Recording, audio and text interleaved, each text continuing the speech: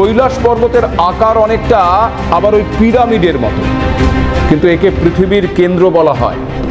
এটি cosmic Axis বা ওই ওয়ার্ল্ড পিলার নামেও পরিচিত। আর সে কারণেই বিশ্বাস করা হয় যে কৈলাসেই স্বর্গ এসে এই পৃথিবীতে মিশেছে। তবে কৈলাস পর্বত অত্যন্ত দুর্গম অঞ্চলে অবস্থিত। পর্বতের চ্যালেঞ্জিং আকৃতি, প্রতিকূল আবহাওয়া এবং দূরবর্তী অবস্থান এটিকে কঠিন করে তুলেছে। কৈলাস পর্বতের খাড়া প্রতিসম ঢাল এবং বরফের শৈলশিরা এই পর্বতে আরোহণ করার জন্য খুবই প্রতিকূল এবং চ্যালেঞ্জিংও বটে। উচ্চ স্থানে অক্সিজেনের অভাবজনিত পরিবেশ বিপদের কারণ হতে পারে। কৈলাস পর্বতে আরোহণের অর্থ হল শূন্যের নিচে তাপমাত্রা, প্রবল বাতাস এবং হঠাৎ তুষার ঝড়ের সম্ভাবনার মুখোমুখি হওয়া। সে কারণেই কি কেউ আর ওই কৈলাস জয় করতে পারেনি? এটা কিন্তু একটা বিরাট বড় প্রশ্ন। তবে বিভিন্ন ধর্মে তার গুরুত্বের জন্য যেন এই পর্বতে আরোহণের ব্যাপারে নিষেধাজ্ঞা আরোপিত হয়েছে।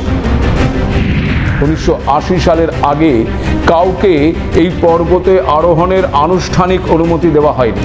যদিও তথ্য বলছে 1926 সালে কৈলাস শৃঙ্গে প্রথম প্রথাগত অভিযান চালানোর কথা ভেবেছিলেন আলমোড়ার ব্রিটিশ ডেপুটি কমিশনার এবং পর্বতারোহী হাগ রাটলেজ। সঙ্গে ছিলেন ভারতীয় সেনাবাহিনীর কর্নেল R.C. উইলসন।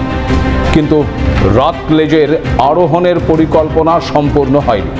একজন শেরপাকে সঙ্গে নিয়ে উইলসন কৈলাস পর্বতের উত্তর ঢালে আরোহণের চেষ্টা করেছিলেন, কিন্তু একটি বড় বোল্ডারের কাছে পৌঁছানোর পরেই নাকি বদলে গিয়েছিল আবহাওয়া।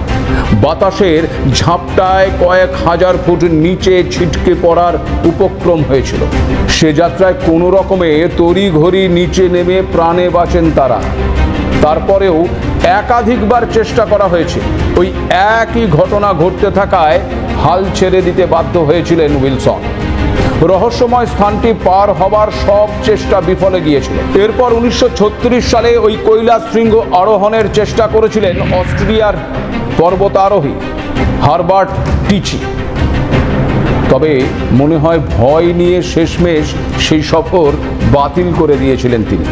এরপর 1986 সালে প্রবাদ প্রতিম পর্বতারোহী ইতালির রেইনহোল্ড মেসনারকে কৈলাস শৃঙ্গে আরোহণ করার জন্য আমন্ত্রণ জানিয়েছিল চীন।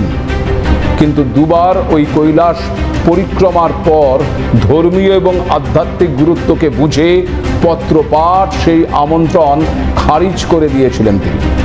এরপর 1991 সালে জাপান এবং চীনের 17 জন বিজ্ঞানীকে এক বৈজ্ঞানিক অভিযানের নাম করে ওই কৈলাস আরোহণের আমন্ত্রণ জানিয়েছিল চীন। আর অবিশ্বাস্যভাবে পুরো দলটি সম্পূর্ণ নিশ্চিহ্ন হয়ে গিয়েছিল এক আচমকা ভয়ঙ্কর তুষার ধসের ফলে। এরপরেও থেমে থাকেনি চীন।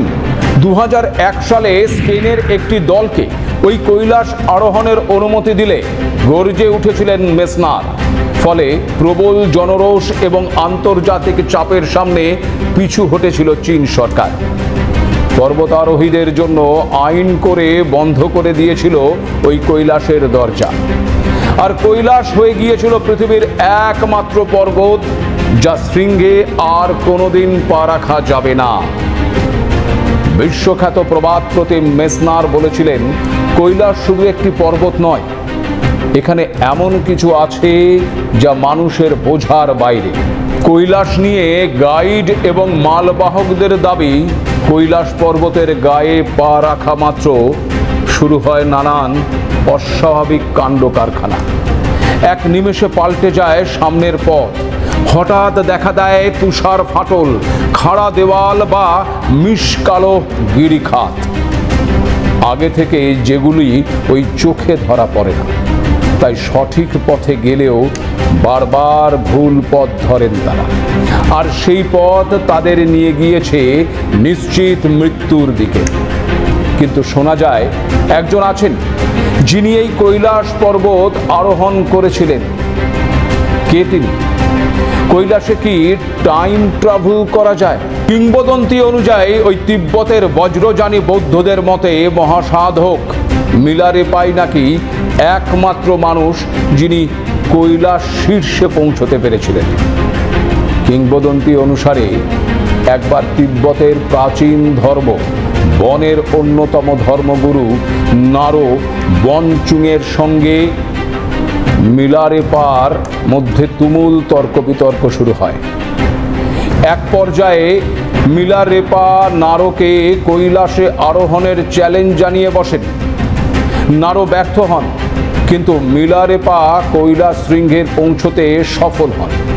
বলা হয় এই প্রতিযোগিতাটি শারীরিক আরোহণের নিয়ে নয়, বরং আধ্যাত্মিক দক্ষতার মাধ্যমে পাহাড়ের চূড়োয় পৌঁছানোর ক্ষমতা নিয়েছিল। কিন্তু সেখান থেকে ফেরার পর ওই মিলারেপা নাকি জানিয়েছিলেন কৈলাস পর্বত দেবতাদের আবাসস্থল, মানুষও যেন তাদের বিরক্ত না করে। তবে অন্য একটি মতে মিলারেপা জীবন্ত ফিরে আসলেও মানসিক ভারসাম্য হারিয়ে ফেলেছিলেন। আর কৈলাস পর্বতের শিখরে তিনি কি দেখেছেন বা সেখানে তার সঙ্গে কি ঘটেছিল তা আজও ওই রহস্য হয়েই থেকে গেছে। আবার অনেকের মতে ওই কৈলাস পর্বতের পাদদেশে অবস্থিত মানস সরোবরে যারা যান তারা ডমরু ধ্বনি শুনতে পান। কেউ কেউ দাবি করেছেন যে তারা রাতে কৈলাস পর্বতের কাছ থেকে অদ্ভুত ফিসফিস আওয়াজ শুনতে পান। ডক্টর আর্নস্ট মুলদাসেভ তার বইতে অবশ্যই ঘটনার একটি ব্যাখ্যাও দিয়েছেন। তারা এই ঘটনার সাক্ষী ছিলেন। তার মতে এটা খুবই সম্ভব যে এখনো কিছু জীবিত প্রাণী ওই কৈলাস পর্বতের পিরামিডের ভেতরে বাস করে। এই পর্বতটি প্রাকৃতিক নয়, বরং এটি একটি মানুষের তৈরি বিশাল পিরামিড, যা কোনো প্রাচীন উন্নত সভ্যতারই নিদর্শন। রাতের বেলায় তারা নাকি দেখেছিলেন পর্বতের আশেপাশে নানা রঙের আলো জ্বলছে। তাহলে কি এখানেও সেই ভিনগ্রহী তত্ত্ব উঠে এসেছে?